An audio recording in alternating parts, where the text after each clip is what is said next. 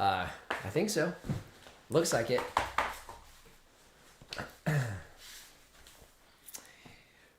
We good? I think we're on. Mm-hmm. Looks like we're on. Hey, everybody. It's Dwayne and Lori here, Edge and Nowhere Farm. And before I forget, I want to make sure I let you guys know this is the Desert Farmer Podcast. And if we were a little more on the ball, we would have had last month's on the website. Sorry. But typically, we'll have all of our past episodes on our website on the podcast tab, so you can find those and this one eventually on our website on the podcast tab. Yeah. The Desert Farmer I'm Podcast. behind. Yes. So, hope everybody's doing good. I know it is definitely starting to heat up here in Arizona. So, like, super hot. Yeah. Speaking of. But we've got a lot of things that we are harvesting here at the end of May and going into June, and looking forward to some crops in June specifically that typically do really good for us. Yes. So I know the first thing would be the ending of the peach season. So peach season we wrap up in June, and we have most of it is completed in May. But we have the early amber, which we just finished harvesting today, technically. Although I think we probably really finished a couple days ago with one of your harvests. But we're finally finishing that. So the early amber, you guys are watching the video today. If you guys have seen it, we posted that today. It's a very good Freestone Peach. But we have another variety that we will have up for you guys next week that we're actually still harvesting, and we actually have one here on camera today. So, Yes. so we're going to have one with you guys today. And so you guys are going to get a sneak peek today on what the video will be next Saturday, assuming we can get it all edited in time.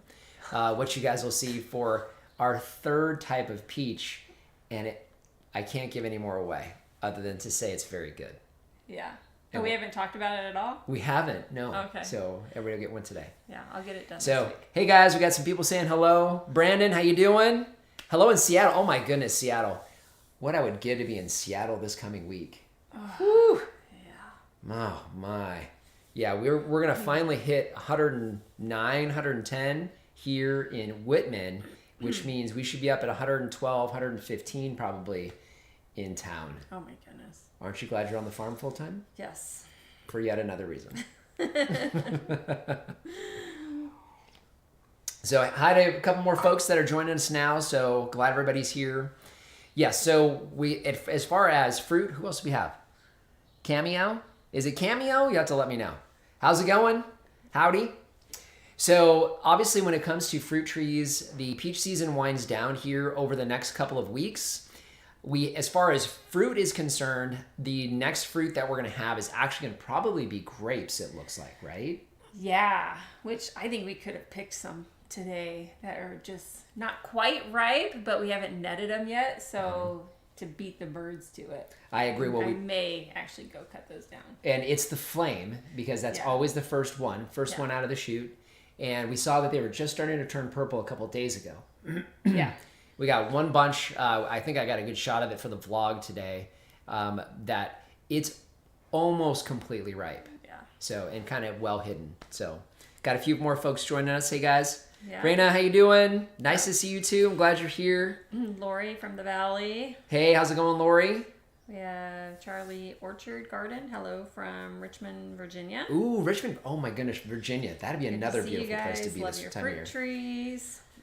Awesome. And Eric. Hey, how's it going, Eric? I'm waiting to plant some apples later in the year, but in the meantime, the Dorset Golden has some apples on it. Mm-hmm. How can I tell when this variety is ripe? So that really is a challenge. So as far as Golden Dorset, so those are ripening this month. One of the fruits that we'll be harvesting. In fact, we will be harvesting from our potted Golden Dorset probably tomorrow. And the reason being is I remember that one flowering about 3 to 4 weeks before the rest of the trees did. And one of the ways that I know the fruit is ripe, number one, birds start attacking it, which started happening about a week ago. And the second part is they start to get kind of a yellow tinge to them. So instead of them being that kind of matte green color that they typically look, once they start to turn a slight shade of yellow, then you know that they're probably ripe. The only way to tell for sure is to harvest one. And that's typically what we'll do is we start to see that little yellow tinge and we'll harvest one. We're going to do the first potted one again probably tomorrow. We'll try to get it on camera for you guys. But you'll, as soon as you try it, you'll know, because if it's not ripe, it will be it'll be kind of like undone pasta is the best way for me to describe it. You know, when you have pasta that's not quite there and it's kind of chewy, that's the best description I can give of a Dorset that's not quite there. Wow. So, That's interesting. Yeah, like unripe pasta. So I'm sure that's totally wrong. But yeah, that's about the only way to know for sure. We typically wind up harvesting them just a little bit early, and that variety in particular, you kind of do want to do that. The reason being is they get very mealy very, very fast. So you want to actually pull them just a little underripe off of the tree. So I'd probably give it a shot now, since you're in town, and anybody else that's listening now, if you guys are in town in Phoenix, you probably want to start testing those Golden Dorset apples. The Anna, pretty much the same. If you're lucky enough to have a Tropic Sweet, they're usually just a little behind that, but pretty close. All right, we have Muhammad. Hey, glad to see you guys. Why don't you guys grow pistachios? They're valuable trees and should grow well here in Arizona. Well. So we really want to grow pistachios. We're just trying to find a variety that will do good in Arizona. Right. So, and Reed had talked about bringing some in, and he hasn't yet. Right. Well, he said he had kind of the inside scoop on some tests they're doing on a self-pollinating variety, because you need a male and a female with pistachios in order to get fruit. So you're going to have 2 trees. So that was always our issue. But we did a consultation a couple weeks ago with some folks that are just outside of Congress, and we passed by an old deserted pistachio orchard that was still growing. Now, their elevation is about twice as high. We're about 1,600 feet here. I think they're at about 3,000 feet. I don't think that'll make that big a difference, though. And to your point, Mohammed, I think we will be able to do those here.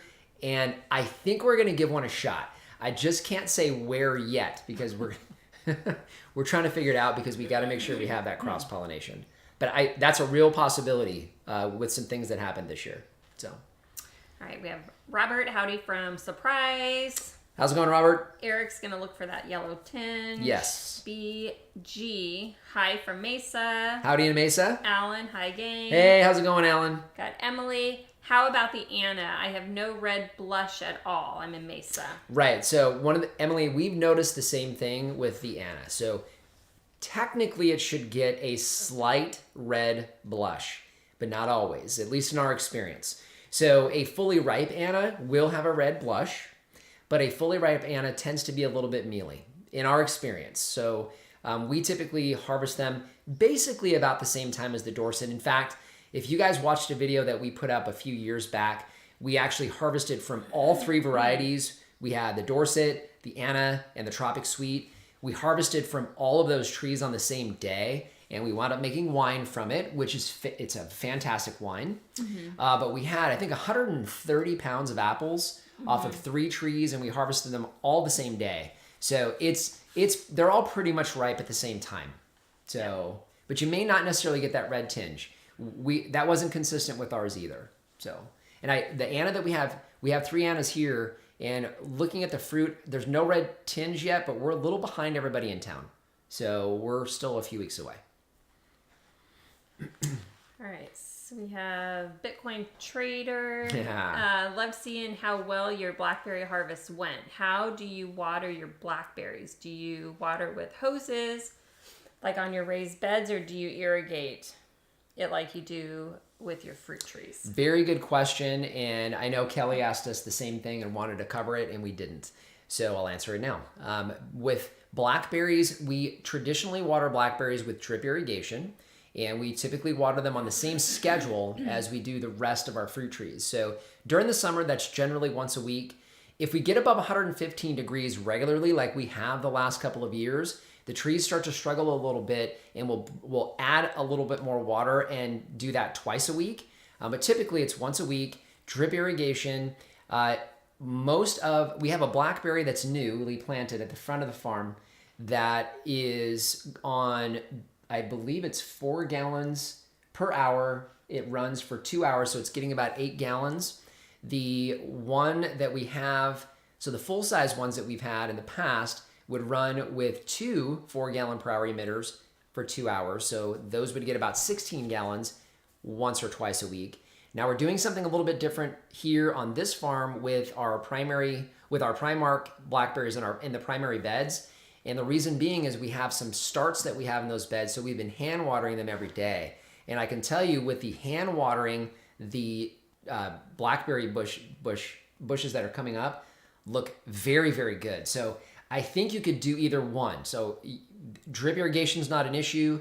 Do it infrequent and deep. You're going to be just fine. You can also hand water. We have not found that we're not getting anywhere near overwatering these. So overwatering a blackberry is probably not a concern for us here in Arizona. So I think you could do any of those. The thing we don't do is we don't do a flood type irrigation on them because they just don't need that much water at once. So yeah.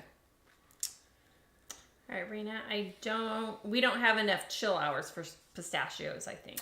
Yeah, and I know when I was looking at it's been a few years, and I don't recall the chill hours. I think one of the things that the property that we saw, because it's higher in elevation, they do have more chill hours than us. When we were estimating their chill hours, we're still working with them, so my guess is they're going to be quite a bit higher than we are here, to your point.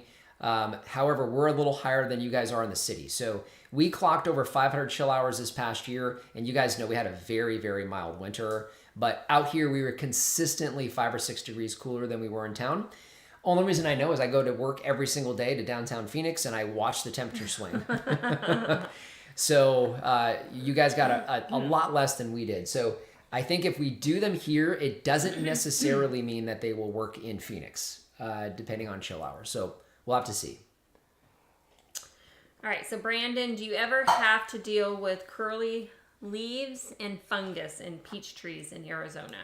So we very rarely see peach leaf curl. So we see it from time to time, but it's transient. It's not consistent. So I think the big reason why is because of how we irrigate. We don't keep a lot of moisture on it, and we keep a very consistent irrigation schedule with them. And we don't have some of the environmental issues that would lead towards that. Now, I know it's an issue for some folks in town, but we generally don't have to deal with it. So I don't know. A lot of times folks ask us for help when it comes to pests and fungal diseases. And the honest answer that I can give is I don't know, because we typically really don't have to deal with those much. Most of the issues we deal with here are mechanical. So, and what I mean by that is pests that are woodpeckers, rabbits, birds. We get from time to time. We get insects that'll bore into the trunk, so the trunk borers. We've seen gummosis from that. We've had to treat gummosis once, so we just don't get them very often. So it's not a big issue for us here, at least on the farm. All right. So can you excuse me? Can you tell me where to get comfrey? I would really want some because here nobody sells that plant. Yeah, we've never tried comfrey, so I think I want to give it a shot. I don't know how well it will do. It's broad-leafed, and we would want to put it around our trees, which we haven't started doing anything like that yet. I won't for the time being because I don't want anything competing with the young trees, but I believe you're going to have to get it online because I don't have experience with it. I don't know how it'll do for us. My guess is it's going to probably be a spring-fall crop. Unless it gets a good amount of shade from a larger fruit tree, I don't know whether or not it'll do well for us in the middle of summer. So I don't know. But I do know that when and if we try it, we'll be ordering it online because you can usually get the slips or whatever they're called online. But I haven't looked for them here for the last few years, so I wouldn't be able to direct you. There might be someone that has, and they can comment. Yeah, hopefully somebody will comment and help us out. Hello, Jose from El Paso. Hey, what's up, Jose? Good old El Then Paso. Marina, can I trim my prime arc so it grows horizontally, or is this not a good time for a trim? So I probably wouldn't do any trimming right now. So in fact, even our peach trees, we did summer pruning on peach trees up until a few years ago. We've stopped. And the reason being is everything at this point, starting at the end of this week with 110 degrees, is going to start to struggle. So that's true of basically everything. I would leave it alone. Once you get into the fall, if you want to trim it back, you can. Just remember when you're dealing with blackberries, you have 2 seasons on a cane. Those are primo cane blackberries, meaning you'll get an initial crop and you can get a very, very slight secondary crop on them. So you want to be careful removing too much. Now, if it's a matter of the shape of the tree, you can.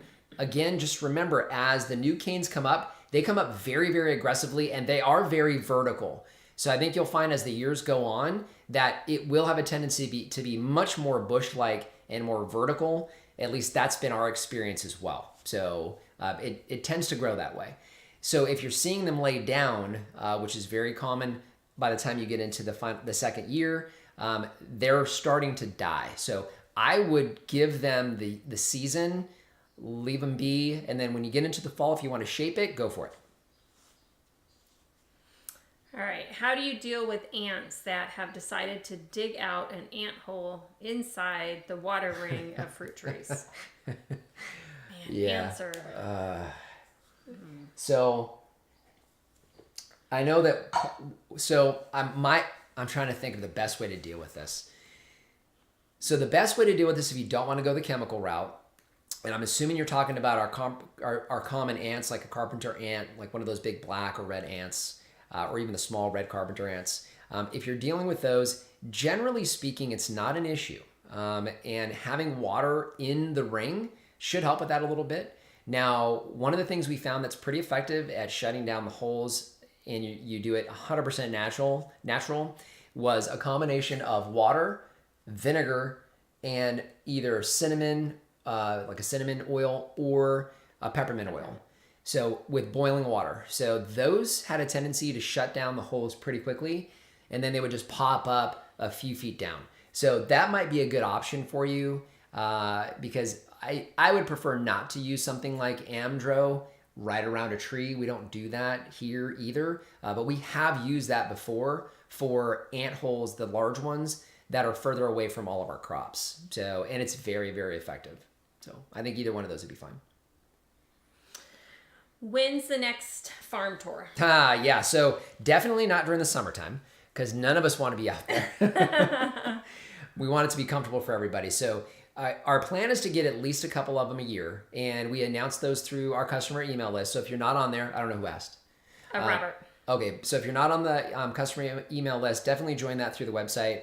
That's the only way we announce those. And the main reason is because we want to make sure that we know how many people are coming. And so we keep a list of folks, not that they have to come, but at least we have an idea of how many people will be here so that we can plan for that. So that's really the biggest reason. So, and then we give everybody detailed information, how to get here, what to wear, all that kind of stuff. And then we know if we're going to have snacks and water and stuff, we have enough for everybody. So, but typically fall and spring, because that's when everything's alive on the farm. We have all of our peak seasons for all of our livestock happens in those time periods. So it's cool for kids to be here of any age with all the animals and all the plants, and the trees are still alive and green. So that's typically why we do that. And it's comfortable. So like October, November usually. Yep, October, November, and then I think we had this year's in April. April. Yeah. Mm-hmm. So. Okay, so we have Laura from Tucson. I'm happy to have one apple each on my 2-year-old Anna Ann Dorset. I had many blossoms. I don't have any bees. Is there any other way to pollinate? Yeah, so you definitely can hand pollinate. It's actually very easy to hand pollinate apple trees. So only because the flower opens so well. And that's just a matter of taking a Q-tip, basically taking the pollen, putting it onto the stamen of each one of the trees. Just kind of go with the Q-tip from one flower to the next. And generally you're able to do that. We have decent bee activity here. It's not real high because there's not any hives here, But it doesn't take a whole lot, honestly, with apples. They're not too bad, and you can hand pollinate them. Just takes some time. All right, so we have Darlene. Hi, Lori and Dwayne. My Hey, apple Darlene. tree was full and thinned, and I thinned it well. One day they were full and beautiful. 2 days later, the ground squirrels cleaned my tree out. Not one apple left. That is so frustrating, Darlene. I'm sorry. It happens. I mean, we've got birds attacking ours now, which they've never done in the past. So it's crazy this year. It is. So I think it's because we've been so darn dry. I mean, Yeah. we've clocked a half an inch of rain so far, and it's all come in one deluge brief for like half an hour. So, which is not all that uncommon, but we got nothing else. So there's nothing else out there. There literally isn't. And we've had a lot of ground squirrels this year. Yeah. So, and they come out in March, April. So this is kind of peak season because all the juveniles are out. And unfortunately, they found your apple tree. Now, one thing that you may be able to try is tree tanglefoot. It's not going to help you this year, but tree tanglefoot is probably your best bet. You can also do an inverted cone that you attach to the tree to basically keep them from being able to climb up there. But I can tell you what, man, those things jump really good, and they're really good at getting around those things. So I don't know what to tell you on that one. Because you don't want to have to, we try not to net our apple trees just because it can damage the branches and they don't grow as quickly as peaches do. So I don't have a good answer on that one. I'm sorry, Darlene. That's just a bummer. That's just a bummer. Yeah, the tanglefoot works really good. Yeah. Yeah, the tree tanglefoot can help. All right, we have hey, hi. Your video just popped up. And so here I'm from Southern California. Ooh, hey, how's it? Howdy in Southern California. You have to let me know where you're at in SoCal. That is where I'm from. So, is that Alan? Is Alan talking about dogs yet? Hi, hey. Is that MRSA? I'm in Southern California too and have been watching since the beginning. Oh, very cool. Got a couple SoCal thanks. people. My hometown. And it could be either Los Angeles or San Diego because I was born and raised in LA, but we met in San Diego. Yep. So, have to let us know where you guys are watching. That's really cool. Hey, so should we do something really mean? Well, we have Emily. I had a real pesky rat at noon yesterday up in the tree. Got him knocked out, but in the evening he was back. But my dog earned her keep that time. Very good. Yeah. I'll tell you what, that is one of the reasons we really are going to listen to the advice from Alan over and over and over again for us to get a dog. We seriously, I think at this point we have never had a dog since we've been married because Dwayne's actually allergic to dogs, and so I think we're just nervous about getting dogs for some reason that we haven't, Right. But we're shopping for them. Yeah. No, you're shopping for them. I'm shopping for them. Yeah, you're also shopping for goats that act like dogs. Yeah, they do. All right, so we have those jerseys hang in the trees outside of my fence line. Squirrels are awful. Squirrels are awful. I agree. Completely. They're horrible. We have Oscar Green Jr. hand claps. West Covina. Eric, I didn't know that. I didn't know you were from West Covina. So, all right. So really quick. So sorry guys, we need to take a quick break because it is peach season, and this is a peach that you guys have not seen yet. Well, maybe you have. If you've grown peaches before, you have. But this is a sneak peek at what should be next week's video. I'm not going to give too much away, but this is an early Grande peach. You can tell by the way it's cut that this that this is a Freestone Peach. Ooh, yeah. Let's make sure we get a good shot of it. There you go. But it's a Freestone Peach. This one we just picked this morning, right? So I don't think we got it on camera today. But I'm going to take this one right here. You didn't bring me a plate to eat this over? No, you can take the plate. I'm not as messy as you. I'm way messy. I don't know. Watch, I'll drip it all over me. All right, I'm going to leave you. Well, you better come over here. You better get close to me.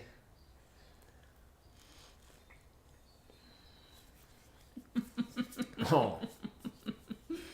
Wow. Are you supposed to eat on live TV? Yeah. I don't know. It's happening anyway. Wow. Early Grande Peach, you guys. These are fantastic peaches. It's a Freestone Peach. It's gonna be basically impossible for me to get this on camera for you guys. Here, I'll try to get that.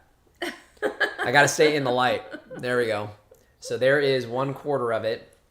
So this peach was a little smaller than the size of a baseball, and the light's going to be weird, but it's not going to probably be very, there we go. That's not working out so good. Either way, so you can see just a beautiful dark orange color. Sometimes there's a red tinge when it's super, super ripe. Is that other half mine or is that yours? Did I just eat a whole? I can't even remember That's what yours. I did. Ooh, the half? Yeah. Do I need to have that back? But you can see super, super juicy, very, very sweet, completely ripe here at the beginning of June. Yeah. And it's almost done. Yeah, I think we have probably maybe the next week and we'll be done. Yep. So. That's like show and tell. I haven't done show and tell in a long time. All right, so Mrs. Marvel. So my dogs are the only effective deterrent. Yeah, that's what I'm afraid of. Because, I mean, jackrabbits, regular rabbits, ground squirrels, mice, rats. They're everywhere. I mean, I think what we're looking at now is getting a livestock guardian dog or two for the goats and the sheep and whatnot. And also a mouser and a ratter of some sort. Yeah. So I know Jack Russell Terrier is one that a few folks have suggested. So, yeah, we'll have to see. I agree. All right, so, and then, mean. Alan said it's mean. Yep. Sorry. So we talked about things that we're going to be harvesting as you guys are here asking questions. So in the month of June, we have grapes coming up very, very soon. The other one is figs, and figs start in the month of June. So if you guys have plums or plum hybrids, those are typically in June-ish, sometimes into July, but typically it's June. I think the only plums we're going to have, we got burgundy plums on the tree that are starting to change. We also have blueberries on the trees that are starting to change. So we should see those in June. And then we have fig season that starts. And we have a fig that is so, so close to ripe. And of all the varieties, we have 9 varieties in the ground, 2 in pots. Of all the varieties, I was shocked to see that the Violet de Bardot might be the very first peach. Yeah, it's a big amount of peach. You know what? I've done that like multiple times, vice versa on the videos these days. My peaches are just on my mind. So, but the Violet de Bardot fig, and it's nice and big. It's probably twice as big as the figs we were getting in the fall last year. So the main crop, and this is definitely looks like a Breba because it's on last year's wood. So I'm really excited. We forgot to put an organza bag on it. So it's probably gonna be gone. Yeah. So as soon as we're done here, we got to get out there and get an organza bag on those. All right, so is it too late to thin my burgundy plum?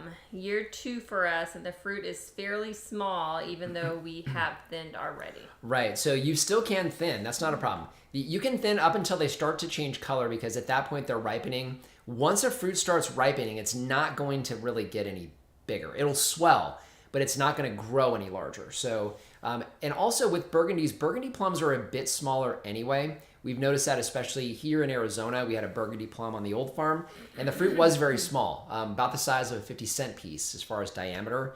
So you're probably okay either way, but it might be a little bit too late to thin at this point because it's ours are just about to start to turn. They're still green, but they're not far off. So you need to do it really, really soon. All right, so Pony Girl, hi, here in Chandler. Howdy in Arizona. Chandler. And she said, mine changed color already. Okay, yeah. If they've changed color, then they're ripening. So at this point, they'll fill, so they'll completely ripen for you. They'll get physically larger, but you're not gonna get a lot more size out of them at this point. They're pretty much done. All right, she said, perfect. Then it's normal size, thanks. Yep. Emily, where do you get your netting from? So we get that from Amazon. I don't remember the brand. It's a weird one. We have it in our Amazon shop. I think it's under Bird and Pest Protection. So if you click on the link that we have at the bottom of the videos, it brings you to our landing page on Amazon. And we've got an idea list on there, broken down into categories. And I'm pretty confident the netting that we use is in the pest management or whatever we call it, something along the lines of pests. I can't remember how we titled Birds it. and protection or something. Yeah, but you'll see it in there. The one that we get is 14 feet wide by 300 feet long. And we just bought one yesterday. Because we need it for the grapes. Yeah. And what was it, like $70 or something like that? Right around that? Something like that. 70 yeah, or 80 bucks? Something, yeah. Make sure you get the 1/2 inch, which is the one that we have in the shop. The 3/4 inch is too big. The very, very small birds, they almost look like little tiny finches. Those will get right through 3/4 inch. We've watched it happen, unfortunately, with the peaches. And you'll want to go with that 1/2 inch. It keeps them out, keeps them safe, and keeps your stuff safe. All right, perfect. What's your feedback on dwarf trees? Are they worth the expense? So we generally don't do dwarf trees on the farm, and we did not do dwarf trees on the old farm either. And it was a sixth of the size. Now, if space is an issue, like really, really snug, or you're going to put it into a pot, a dwarf tree is going to probably be your best option. Just remember that the dwarfing, so the rootstock is what causes dwarfing in most of the trees that you're buying. So the rootstock is slow, so it doesn't grow very quickly. That's what keeps the tree size down. So that dwarfing rootstock, because it doesn't grow as rapidly, not as aggressive, it also has a tendency to struggle a little bit, especially for us when they're young. We've lost trees in pots and in the ground that are dwarf when the full-size varieties are doing fine. So in a pot, yes, you probably should because it's going to outgrow the pot too fast on a semi-dwarf or standard size rootstock. If it's in the ground and you've got 8 to 10 feet, I would say even as much as 6 feet in diameter, so width, so 3 to 4 feet from the trunk on either side. If you have that much space, you can take a semi-dwarf tree, which will be more aggressive and will have a better chance at surviving the temperature swings that we get here in Arizona. If you keep that pruned really heavily, that's your best bet. And it'll be more productive for you. So the challenge will be you need to keep it the right size. Otherwise, it will outgrow your space very, very quickly unless you have a good 12 to 14 feet for it in diameter. So, good question. All right, so we have Raina. Other than trying to keep everything alive in June, any other work we can do outside? Yes, from about 4:30 in the morning until what, 9? Today we went a little too long because it wasn't quite 100 degrees today. So for us, we're harvesting. We're going to show you guys a couple more harvesting things we were harvesting today. But obviously you do harvesting. We do put a few beds to sleep. We just started doing that. In fact, we wrapped up last week. So all of our fall planting beds, you're basically putting to sleep, mulching them nice and heavy, and if you're not growing in them, mulching them nice and heavy, and then keeping moisture on them a few times a week. We generally don't do much else. What we're doing these days is we're prepping for fall, and that's basically inside the house once we're done outside with any projects. So we really focus right now on projects for fall, and that's really more specific to us because we have we have things we're getting up and running for the farm. As far as what's existing outside of harvesting, really not anything. We just wrapped up fertilizing yesterday. Mm-hmm. So fertilizing is done until September. That's about it. We really don't do much else. Keep an eye on your trees. One of the things that happens this time of year, June, as you guys know, is typically when we get our very, very hottest days. So like our 125, 26, 27 degree days, record temps are typically in June. But your hottest average days are July, August, and then into September. So we still have cooler mornings. What you need to keep an eye on would be any young trees, especially new growth that they're putting on right now as we get up into 110, 115 and super, super dry. You may need to increase your irrigation schedule. So either increase the amount you're putting on them, or you may split it up into a couple days. We do one of either if we start to see trees struggling. So that's really it. Other than that, everybody hunkers down right now and just tries to survive. Yeah. Just the reality of things. All right, so we have Robert, hello from Maricopa, new subscriber. Oh, awesome. Very cool. How's it going? I will go back and watch your old videos, but also have a question. Do you sell fruit? So we did not start, I guess technically we did sell some fruit this year. So we will be selling fruit. We should be doing that next year. So we have a handful of cash crops here on the farm. We plan on doing U-pick, and we don't really talk about the farming, the sales aspect and that aspect of the farm here on YouTube, because this is kind of more outreach and showing everybody what we do and how to do it. But we do all that through our customer email list. Somebody asked the same question earlier. You can join that through our website, and we don't send emails very often, but when we do, it's a sales list. So that's how we do all of our sales. So the short answer is yes, we will. We plan to, just not yet. We plan to. All right, so we have Kevin, thumbs up, and then Rosa.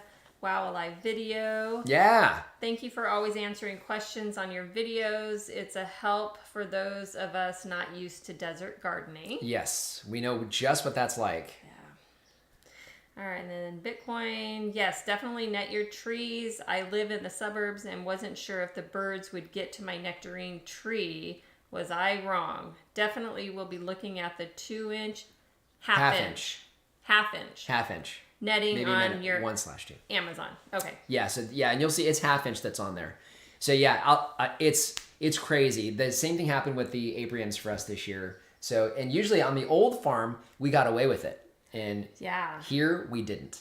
Well, and our loquats are orange, and none of the birds got those. No. And then the apricots, and all of a sudden, one day, they're gone. We thought they were going to leave them alone too. Yep. Yeah, and we've got, well, you guys, I think we put it in the video today. I don't know if you guys saw it or not, but one of the things we get everybody that watches our videos when it comes to netting peach trees, they insist that if we add more water, it'll solve the problem, and is simply not the case here in Arizona. So we've tried everything when it comes to adding water. We even had one gentleman suggest running water, which we're not going to do, but a good friend of ours, a customer of ours as well, also a viewer here, Alan, he lives right off of the CAP canal. So literally running water is about 15 feet from his trees, and his trees get decimated by the birds. So if there was ever a whole lot of water around for birds, it would be at his property, and he's got the same issue. So in today's video, we had a little tiny finch. We threw a half-eaten peach on the ground, and I look over as we're doing the video, and here's this bird 5 feet from the bird fountain, or from the bird bath, eating the peach, ignoring the newly filled bird bath. Yeah. Completely ignoring it. So it's our only option. We've tried organza bags. They go right through the organza bag. Peaches is one of those exceptions where organza bags just don't work, and netting's your only option, unfortunately. So, and nectarines they're fuzzless peaches. So yeah. Yeah, they're gonna go after them. They definitely are.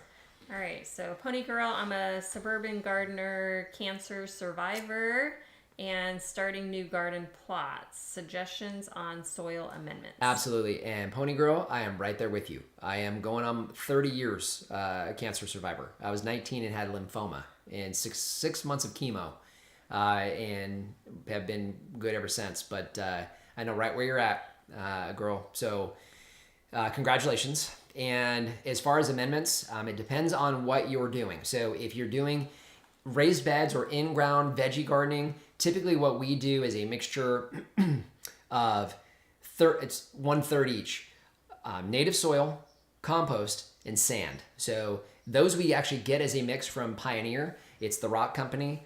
It's completely dead, so we just work on the actual biological activity in the soil. If you're making your own, you can do that 1/3, 1/3, 1/3 mix. If you're planting a potted tree, hopefully you're getting it from RSI growers. You won't need any amendments at all. If you're doing a bare root tree, typically what we'll do is about 30% amendment with Amend, or it's from Kellogg's. You can get it from Home Depot. So we amend about 30%, excuse me, to put the soil back into the hole because it needs to be looser to get around those bare roots, to make sure that they're nice and snug when you put them back in the hole. All right, when can I start preparing for fall gardening, seeds, and actually planting outside? Right, so one of the things that we will be doing this summer, if we get to it, I need to find it. I need to just find it online and order it. Yes, is starting seeds indoors.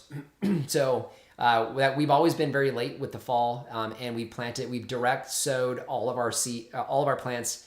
Now we still have been successful, but as far as planting, there is a calendar. If you do a Google search on U of A planting calendar, you'll find it. And they have a very, very good planting schedule for us here in Maricopa County. Yes, it's U of A, but it's for Maricopa County. We use that as a guide, and it's a good general guide as far as when to start plants, either indoors or if you're going to direct sow into the ground. So this time of year, Probably not too much. You've got sunflowers will still do good. You can direct sow those. Your sweet potatoes, you can still get slips off your sweet potatoes and put those directly into the ground. Cowpeas will still sprout and grow for you right now. We've done those and been very successful this time of year. So there's a handful of things you can sow into the ground.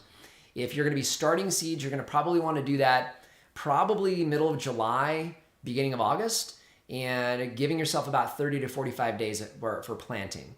Because generally we're looking at transplants in late September-ish, depending on weather, into October. And then we pretty much late September, beginning of October, we're putting everything in the ground. So garlic's going in the ground in October, etc. Hopefully that helps. All right, so I planted comfrey from seed this year and transplanted it to a pot. As it got hotter, I moved it to my patio. It Very flowered and is doing well. There we go. Perfect. Yeah. Thank you so much for the answer. We had somebody asking earlier. That is a perfect answer. And then did you say organza bags won't protect peaches against birds? Will they go through them? Yes. So we actually had, we did it. If you do a search on the channel, you'll see, I think it was like peach. If you type in peach organza bag, it should come up if you search. And we actually show you the results of testing organza bags on Florida Prince peaches. But spoiler alert, they didn't work. It's the only time we almost got a bird stuck and lost a bird. It got its leg. It was a curved-bill thresher that was plowing through peaches and got its leg stuck in the little strap that you pull on the organza bag, and almost lost a curved-bill thresher from eating a peach. He had already devoured the peach, basically. It was gone. There was nothing left. All there was the actual pit. Everything else was gone, and he was stuck there. So. All right, and then we have Armenian cucumber. Cucumber. We haven't done those yet, but we do need to try those. Okay, Laura, what are some signs you notice when fruit trees are struggling from lack of water? So they will get dry and crispy. So the thing that most people get confused of with overwatering versus underwatering, the trees look similar, and a lot of times by the time you see them, it is similar. But usually if you're seeing yellow and wilting, that's typically overwatering. If you're seeing crispy, that's a tree that's struggling because it doesn't have enough water. Now, it could be a lot of reasons why it doesn't have water. So it could be irrigation, obviously. It also could just be that you don't have enough saturation into the soil and the roots can't actually get to the water. So there could be a couple reasons why it might occur. But yeah, typically dry, crispy leaves, that's a problem. So it kind of sounds what you would assume would happen if it wasn't getting water, and that's exactly what happens. Typically, the trees that we see here that it happens to first, you can see it in citrus, although they're pretty resilient. We typically see it first in the fig trees, and that's where at least we've seen it in the past, because it's a beautiful, dense, green, beautiful leaf, and all of a sudden you see crispiness. That's a problem.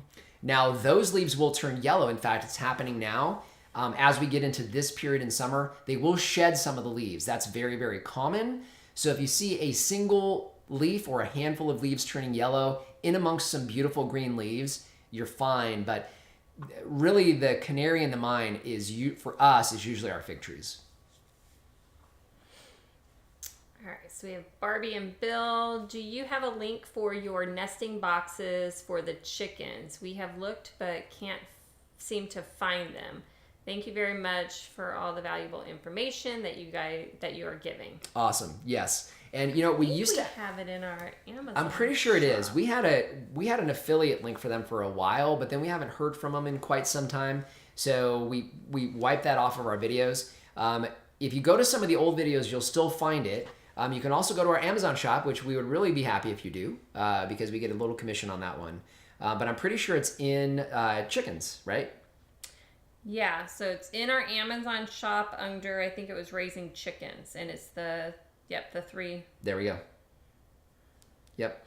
So Raising Chickens. Yeah, so under our Raising Chickens, so if you use the link at the bottom of all of our videos, it takes you to the Amazon shop, go to the Raising Chickens option, and you'll see them in there. They are fantastic, you guys. I mean, they're easy to clean. They work really good. It doesn't take long for the girls to get used and know where they go, and they work really well. So about the only thing it doesn't protect from are egg eaters. when your chickens become egg eaters. But other than that, they work fantastic. And we're going on we've had them here for 2.5 years, right? So 2.5 years in. Now they are in shade, obviously, because we have them inside the coop and run, but no issues with the plastic, which I was worried about. No, they're all totally fine still. Yep. They're great nesting boxes. Yeah. Okay, so yeah, the organza bags didn't work for me either. As much as I hate losing fruit, I don't enjoy seeing birds stuck and struggling. Yeah. Yeah, we're right there with you. And we haven't had problems with using them on, the figs and some other things. Figs, but the pomegranates. Peaches, for some reason. I think they'll probably work on apples, although we haven't had to. Yeah. So. Pony Girl, ants are my biggest foe. Have you ever had ant devastation on crops or fruit? No. So we haven't had, the only thing that we've had a problem with when it comes to ants in the fruit trees is we had leafcutter ants on the old farm. And young trees or bushes, the leafcutter ants will decimate the leaves and kill the tree. Kill one of our apple trees. One of our first apple trees on the old farm. So that's the only problem that we've had with ants. Other than that, if they can get into fruit, then they'll go to town on your fruit. But they need to get into them first. We generally don't have an issue there. So at least not in our experience. Yeah. But you can also look at tanglefoot also, because if it's just the one trunk, we did that when our fig trees were small because of the ants. We had tanglefoot around the actual trunk, so they got stuck in it. Yeah, and I think we have tree tanglefoot in the Amazon shop as well. If not, we'll have to try to find it. We haven't used it in a few years. Yeah. But it does work well, especially if you have a single trunk and you can get that on there. Just be careful. Make sure you're using, if you're going to use tree tanglefoot, don't put it directly on the bark of the tree, especially on fruit trees. Use flagging tape, nice and snug around the tree, then put your tree tanglefoot on top of the flagging tape. Can we potted fruit trees this time of year or wait till the fall here in the desert? Right. So we've done some cuttings in the middle of summer and potted cuttings in the middle of summer. It's fine. Just remember, you're dealing with stress on a plant. So make sure they're going to need to be watered every single day because they're going to have some transplant shock, and definitely keep them in mottled sun. Whether or not that's underneath a tree or under shade cloth or whatever the case may be, they need mottled sun. Basically no direct sunlight outside of maybe 5 to 7 in the morning and 6 to 8 at night. So shy of that, they're going to need shade. Thank you so much. I'll definitely buy a net for my August Pride peach tree then. Yes, for sure. Slam Boy, cutting dog nails now. I'm late. All right, so we have, hello, this is Sean and Marcia. Hey, how's it going? Yes, how's it going, guys? When is it too late to plant fruit trees? So, first of all, how are those turkeys doing? So, for those of you guys who don't know, so Sean and Marcia, they're down in the comment section. So, A Little Dry Creek Ranch, they're on Facebook. So, they actually bought some turkey poults from us. So, it was really cool to talk to you guys. So, hopefully they're doing well. And then, as far as planting fruit trees, so I would not plant a fruit tree right now. If you are going to have it in a pot in the shade, so transplant it from its nursery pot into a larger pot, you could probably get away with it, but I really wouldn't suggest doing it. So I would just hang in there till fall. It's like everything else we're all trying to do right now. Just hunker down, hang in there till fall. If it's going to stay in the nursery pot, make sure you water it every single day. Keep it under a tree. You guys have got some shade trees there, so keep it underneath a tree. Keep it protected from the rabbits and stuff, but mottled sun in the nursery pot. Once we get into late September, you guys are out here with us, so by the time we get into late September, you're good to go. And from then all the way through March, April's pushing it, but even into April. But at this point in June, we just need to shut her down at this point. All right, so Slam Boy, I tent net my trees. No more tangled birds. Very good. Yeah. We have a neighbor down the street that built an enclosure to basically tent the tree. Yeah. We haven't had an issue with tangled birds, but I know it can happen. Yeah. Thank you for all this great information. I'm relatively new to your channel and so happy for your knowledge. Cool. Pony Girl. Glad to hear it. All right. Mrs. Marvel. I've done it, but you really have to baby them. Yeah, planting. Yeah. Yeah. Turkeys are doing wonderful. Awesome. So a couple other things you guys are going to see here today. We're talking about what we're harvesting in June. That right there is a patty pan squash. I can't remember where we got this. I don't know who we got the patty pans from. And we saved seeds. We saved seeds. I think this might have actually been Alan, same guy we were talking about that lives down near the CAP canal. But I think we got that. Saved seeds. We like to harvest them now, so they're younger and we can eat them whole. But really, really good. A little different texture than your typical squashes. And in case you guys were wondering, yes, we do grow zucchini here. Those would be a couple of zucchinis that we let get a little too far. So this is Costata Romanescu. So these look really cool when you cut them that way. Might be hard to pick up, but they got this cool kind of ribbing on there. This is a Black Beauty, and these are amazing, you guys. This is a little too big. I'm so bad with harvesting every day. Lori's the harvester, but the good thing about this is for fermented. Fantastic. So that'll go to fermented. I'll do that this weekend. Or zucchini boats. These are really good for zucchini boats. Zucchini boats, yeah, because I take the seeds out anyways. Mm-hmm. Or if you're gonna do, I don't know, some type of. People do like zucchini lasagna. Yeah. I've never done that before, but. Yep, we had zucchini pasta. So this is definitely happening right now. Yellow squash. Not a huge fan of yellow squash, but we grew some anyway because I just mix it when I saute zucchini. I just mix that in with it. Yep. So you guys can see, for those of you guys who are in our environment, you guys are all doing the same thing. Most folks are not going to be doing this here for another month or two across the country, but we're shutting down now. And then we did do some cucumbers. So that is probably we have a hard time harvesting on time. So I didn't even know there were any in there. Yeah, I know. So we got some going to seed, but that was pretty close. So that is a pickling cucumber. What's cool about these, and the reason why we did pickling cucumbers, is because we juice cucumbers every day. And so it can go into our juice pretty easily. Yeah, we'll juice it. Yep. And we were really bad. We didn't do a trellis for the cucumbers or anything. Mean. So our garden beds were pretty pathetic, but they're giving us a lot of stuff right now. Yeah, they are. We did a harvest today, filled up a 5-gallon bucket and a 2-gallon bucket between fruit and other fruit. Yeah. So beets and whatnot. Yeah. So. Right, hey, Brandon, thank you. Thank you, Brandon. Brandon, that's awesome, dude. Thank you so much. Thank you so much. So I don't know if that's a standard LOL thing, but yeah, the zucchinis. That's awesome, dude. Brandon, I really appreciate that, dude. That's so cool. All right, patty pans are adorable. Aren't they though? They're so cool. I know, they are adorable. Even when they're really big, cool. They're just cool looking. They're like doilies or something. Is it doilies? Is that what those things are called that you put on the tables and stuff? I think so. Like when old Granny was having her doilies. I don't know. I'm not sure. All right, so Pony Girl, oh my goodness, my mom has wanted to grow patty pans. However, I haven't found seeds. Mm-hmm. Wow, now that's a zucchini. Right? I know, those zucchinis are ridiculous. And literally they go from we've got normal size ones, right? Yeah. That are all about, yay big and about that big around, like a normal zucchini. And then in a day, they get into maybe 2. Okay, it might be exaggerating. I exaggerate a lot. But it seems like one day, all of a sudden they turn into this. Yeah. And then they get 3 or 4 times bigger than this. We've got some that we've got going to seed, and they're probably make sure I don't exaggerate. Would you say they're about 2 feet long? There's some that are pretty big. And legit, they're this big around. Yeah. Right? And they're only maybe a week older than this. Yeah. Right? So, and then going to seed. Yeah. I know, it's crazy. Do you pickle? Yes. Well, I'm assuming you're talking about into jars versus the game, because there's pickleball.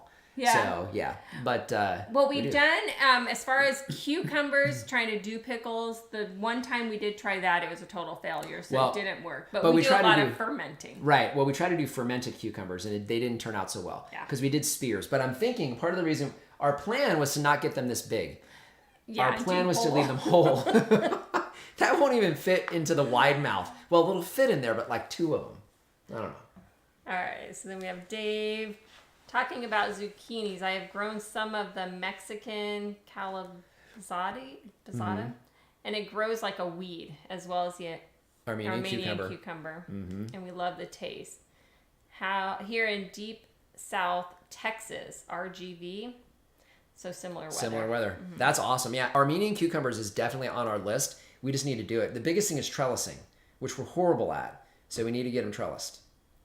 All right, and then that's good Francis. Hi, Francis. Hey, how's it going, Francis? Lori, that zook is small compared to the ones my neighbor gave me, and I made a big zucchini pie and blanched zucchini sticks for fried zucchini later. Nice. I love fried zucchini. It's one of our faves. Yeah, so we've had a couple of other bigger ones, and I did like zucchini bread, and man, they can get big quick. It's hard to really tell. Like, I don't know, my head, I mean, I've got a big head, but not physically. But I mean, that's just the one that I picked today. So. Yeah, that's crazy. All right, so probably Chet. Like 2 pounds. Hey, Chet. Hey, how's it going, Chet? How much wine does it take to work the farm each day? You have to answer that question. I can't. You're the wine drinker. At least a glass. I know it's like a half a glass. I have like a quarter of a glass with dinner, and then I'll usually have another quarter of a glass before I go to bed. So about half a glass is what you're saying. Yeah. Daily though, so you got to like stock up for the weekends. Yeah, so that's daily. The weekends it is other drinks. It's a little harder than wine usually. Yeah. Okay, so let's see. I love using leftover kimchi spice mix on slightly large cucumbers. They're refreshing and a great side to a summer meal. Ooh, I like that. That sounds fantastic. Yeah. Ooh, thank you. Ooh, that sounds good. Critters getting my grapes turned out to be my dog. Oh my goodness. He's supposed to go after the critters going after your grapes. Little turkey. Oh, and Alan said that careful dogs can get liver damage from too many grapes or raisins. Ooh, that's not a good sign. Pony girl, that zucchini looks like a billy club. I'm serious. Like, that can do damage. I mean, it would break. But I mean, this thing, I'm guessing this is at least 2 pounds, maybe 3 pounds. So yeah.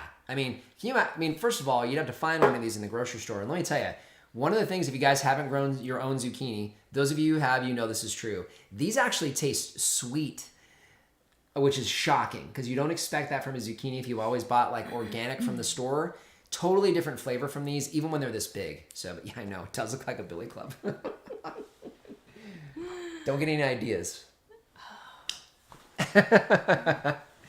All right, so we about there? Ooh, we're about there, you guys. These just fly by. Oh my goodness. You guys, we're an hour in with you guys. We have so much fun that I completely lose track of time. And we have peaches sitting over there. Yeah. So can't let those go to waste. That's for sure. We won't. No. So I think we're going to wrap it up here, guys. As we wind down, just want to remind you guys that this is the Desert Farmer Podcast. So we do put these podcasts up on our website on the podcast tab. So you can find our old episodes there. And of course, here on YouTube. You guys know that. Love having you guys here. You know, one of the things that I like to say before we're done with these is, you know, a lot of you guys have been here with us the whole time. I know a lot of folks pop in and out, which is great. But, you know, you guys, one way or another, you guys choose to spend the most valuable thing that we have here on the planet. That is time. And you choose to spend that time with us. We do not take that for granted. It's one of the many reasons why we're diligent about answering your guys' questions and comments, spending time with you guys here, spending time with folks when they visit the farm on our tours, and we do not take that for granted. I mean, you know, we work hard to get the farm up and running, and a lot of times it's your guys' comments, questions, suggestions, encouragement that you guys are so diligent in giving us, and we feel the least we can do is give that back to you guys. So really, truly appreciate it and appreciate having you guys here today. Do we have any other questions? Nope, just Mrs. Marvel. Thanks for another great chat. Pony Girl, so glad I found you. Great fun. Much love and blessings. Awesome. Thank you, guys. I know we've got some squash and zucchini to put away. Yeah. Maybe with some wine. That might be good. There you go. Guys, thanks again for being here today. Really, really appreciate it. Yeah. And thank you. And we will see you guys, tomorrow. here on YouTube. On YouTube. And then we'll see you in a month here. So make sure you guys make it. Exactly. All right. Thank you for sharing your knowledge. Keep up the good work. We're so grateful. Awesome. Thank you, guys. Thanks, guys. We'll see you guys next time. Bye. Bye.